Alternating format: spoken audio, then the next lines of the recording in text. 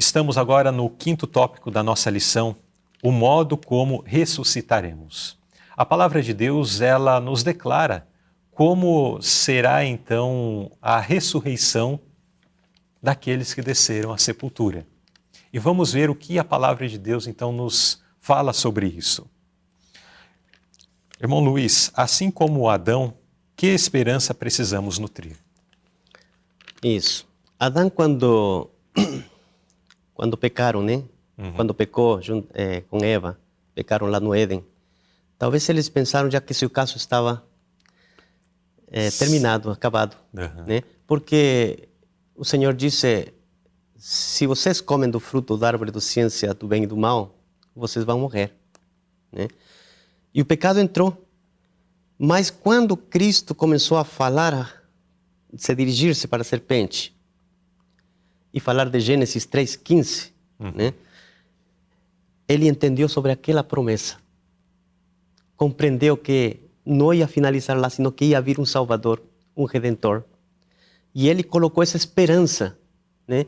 De em adiante, nós vemos como ele cumpria fielmente os requisitos dos sacrifícios, porque ele entendia realmente que sua confiança em Deus, ele acreditava pela fé, fazendo isso, e ele acreditava também no futuro, que algum dia Deus ia restabelecer novamente.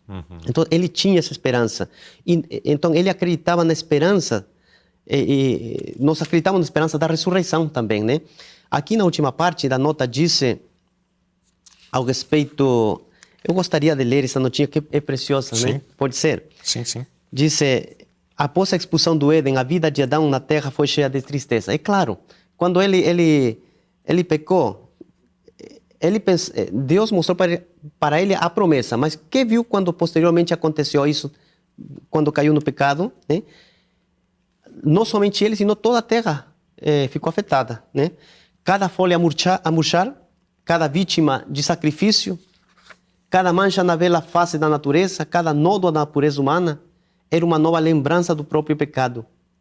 E aqui ainda fala: a agonia do remorso, ao ver a abundante iniquidade, foi terrível. E ao advertir os outros, enfrentou a acusação de ter sido responsável pelo pecado. Por quase 1000 anos, ele suportou com paciente humildade o castigo da transgressão. Arrependeu-se fielmente do próprio pecado, confiou nos méritos do Salvador prometido e morreu na esperança da ressurreição. Aí nos explica claramente. Essa esperança também nós, não?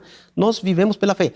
Não existiria o cristianismo se não fosse pela ressurreição, né? Porque nós acreditamos na ressurreição. Acreditamos que Deus vai se chegamos a morrer, Deus tornará novamente a nos conceder a vida. A nos dar a vida. Essa é a nossa esperança também. Assim como Adão, né? Tinha essa esperança. E a última pergunta da nossa lição: descreva como ocorrerá a ressurreição do fiel povo de Deus. De que forma será? Como que os justos levantarão das sepulturas? Será que com as mesmas debilidades que temos no corpo? É interessante notar que Paulo, ele fala ao respeito, como disse aqui em 1 Coríntios: eis que eu lhes digo um mistério, nem todos dormiremos. Né? Ele pensava que talvez ia... a volta de Cristo na volta seria de próxima. Cristo seria próxima, né? Ele acreditava nisso, né? Mas não se deu assim, né? Estamos até hoje aguardando ainda, né? Mas como acontecerá isso? Aqui um pouquinho para falar ao respeito da ressurreição, nós temos uma ressurreição especial, parcial, né? Na qual essa ressurreição será uma ressurreição mista entre aqueles que traspassaram a Jesus, como está escrito em Apocalipse capítulo 1, versículo 7 e Daniel 12:2. Essa ressurreição são aqueles que traspassaram Jesus e os inimigos mais acérrimos da verdade. Ressuscitarão também aqueles que acreditaram na tríplice mensagem angélica, né? Para completar o número dos 144 mil. Este grupo, então, eles ressuscitam, também ressuscitarão, se unirão e aguardarão até a vinda de Jesus. Quando chega Jesus, eles são transformados, né? Recebem a transformação quando chega, né?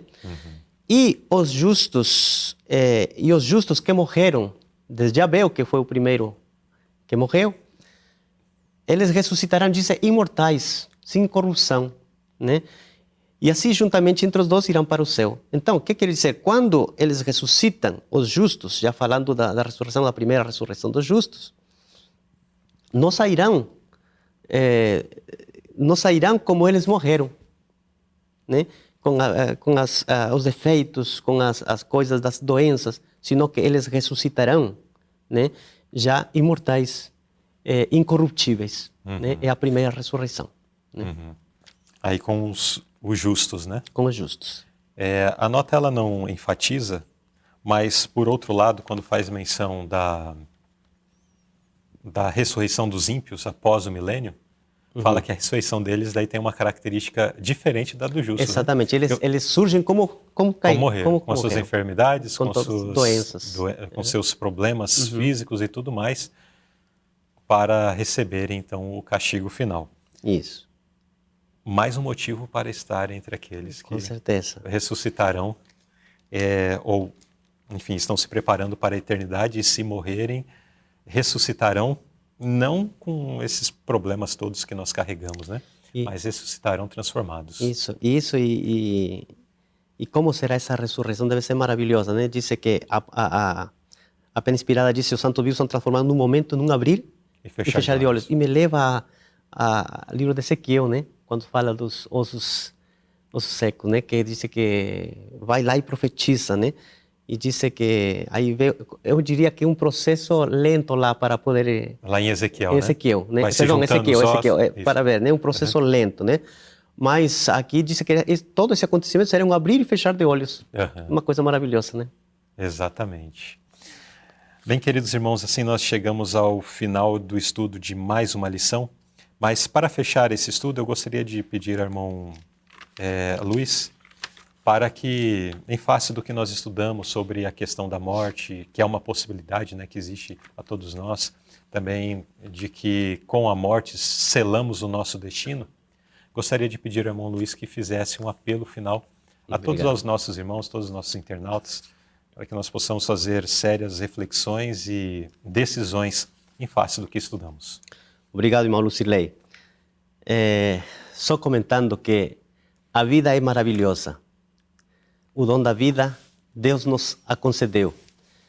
E pelo pecado entrou a morte. Ninguém gosta de morrer. Todos desejamos e queremos a vida. E o título diz quando o sol se põe. Mas quero chamar a atenção aos irmãos que se a pessoa chega a morrer, não tem mais esperança. Né?